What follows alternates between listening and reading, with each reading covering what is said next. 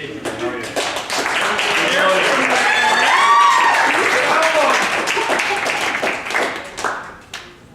Wow, that cheese break. Alright, yes, I am new. I'm one of the people from the Carthage group. During the break, I was talking to two of my friends back in the corner, and I was saying that performing is like my drug.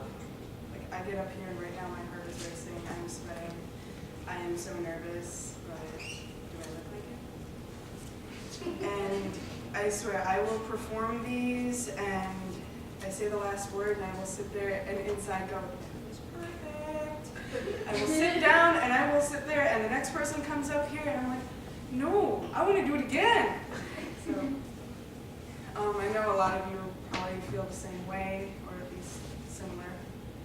Hold on, these are everywhere. All right.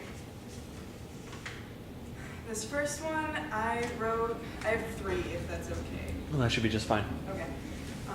I wrote this at 3 in the morning, right after an argument with my boyfriend. He wrote me a poem that was like, oh, I'm sorry, don't hate me. And I kind of wrote this back saying, shut up, I don't hate you. And I titled it, Beside You. I want to sit beside you, wrapped up in your arms, snuggled nice and warm on the couch as we pass the day away, watching scenes from old grays, seasons, and movies. I want to lay beside you in the field, seeing the sun soar over us and towards the horizon, knowing that we have only today to take the mental pictures of the bunny rabbits we see in the clouds. I want to run beside you down the hill towards the stream behind our house as the water trickles lightly over the stones and bubbles to the surface like my love for you. I want to walk beside you down that aisle after we have taken that first step from the altar, and with our vows still fresh in each other's minds, entering a new life with you beside me.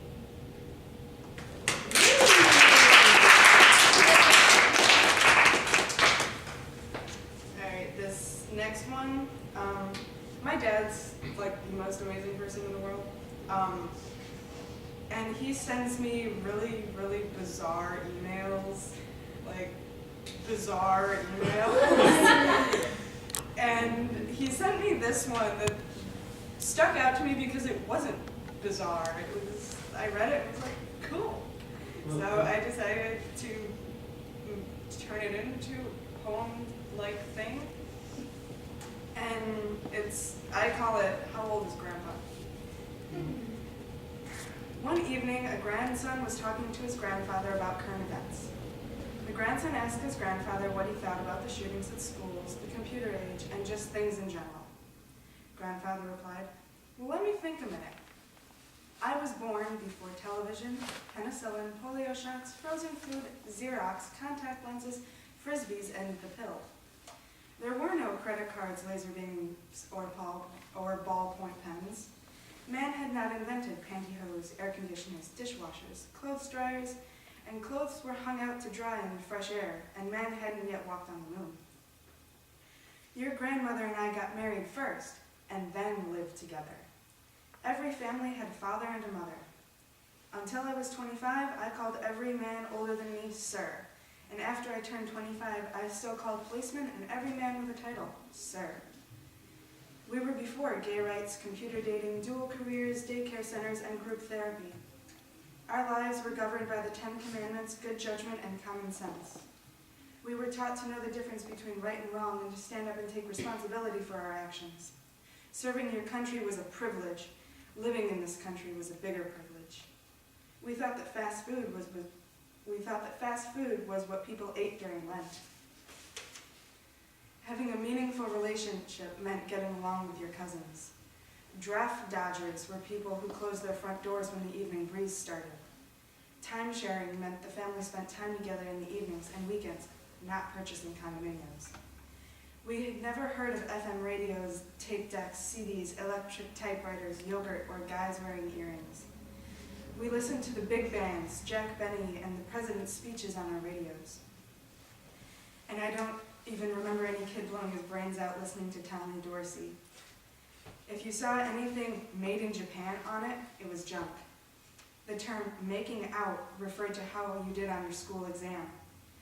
Pizza Hut, McDonald's, and instant coffee were unheard of. We had 5 and 10 cent stores where you could actually buy things for 5 and 10 cents. Ice cream cones, phone calls, rides on a streetcar, and Pepsi were all a nickel. And if you didn't want to splurge, you could spend your nickel on enough stamps to mail a letter and 2 postcards. You could buy a new Chevy Coupe for $600, but who could afford one? Too bad, because gas was 11 cents to the gallon. In my day, grass was mowed, Coke was a cold drink, pot was something your mother cooked in, and rock music was your grandmother's lullaby. Aides were helpers in principals' offices, chip meant a piece of wood, hardware was found in a hardware store, and software wasn't even heard of. And we were the last generation to actually believe that a lady needed a husband to have a baby. No wonder people call us old and confused and say that there is a generation gap. How old do you think I am? I was born in 1948 and I'm 59 years old.